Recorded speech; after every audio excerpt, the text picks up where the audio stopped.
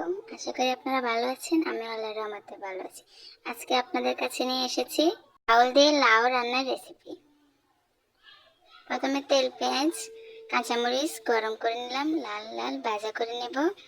এরপর হলুদের গুঁড়া দিয়ে দেব পরিমাণ মতো। তারপর ডালগুলো দিয়ে দেব তেলের মধ্যে। ডালগুলো দেওয়ার পরে নেড়ে ছেড়ে মরিচের গুঁড়া দিয়ে দেব আমি।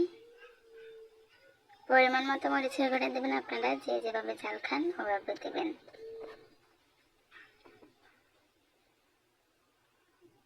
এখন একটু নেড়ে ছেড়ে তারপর এতে আমি লবণ মিশিয়ে দেব পরিমাণ মতো। তারপর ডেকে দেব।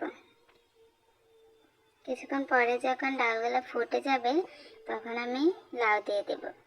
লাউটাকে আমি আগে থেকে একটু ভাপ দিয়ে রেখেছি হালকা, যাতে করে তাড়াতাড়ি সিদ্ধ হয়ে যায়। এখন আমি ডালের মধ্যে লাউটা ঢেলে দেব।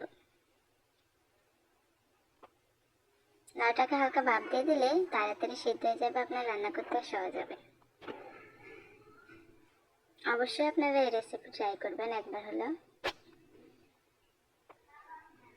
এখন নেড়ে ছেড়ে আমি ঢেকে দেব। তারপরে যারা লাউ পছন্দ করেন না তারাও এভাবে একবার খেয়ে দেখবেন রান্না করে, অনেক মজা লাগে। আর রান্না করতে করতে দেখতেছি টিপ টিপ বৃষ্টি পড়তেছে, তাই আপনাদের সাথে একটু শেয়ার করলাম। বৃষ্টির মধ্যে রান্না করার মজাটাই আলাদা, তাই না? দেখেন হালকা একটু পানি দিয়েছি, এখন আমার লাউটা হয়ে গেছে। এখন আমি বাগার দিয়ে দেব, রসুন দিয়ে তেল দিয়ে আমি বাগার দিয়ে দেব। বাগারটা দিলে স্মেলটা ভালো আসবে, লাউ খেতেও মজা লাগবে। বাগারটা দিয়ে দিলাম। তারপর একটু ধনে পাতা কুচি দেবো এটার মধ্যে, তাহলে গ্যারান্টি আসবে। ধনে পাতা গ্যারান্টি আমার অনেক ভালো লাগে, আপনারা না চাইলে না দিতে পারেন।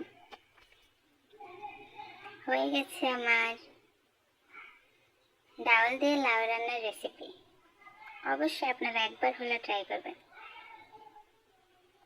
জানি না কারো কারো হয়তো ডাল দিয়ে লাউ খান না, কিন্তু আমার অনেক ভালো লাগে। একবার হলে খেয়ে দেখবেন। আসসালামু আলাইকুম।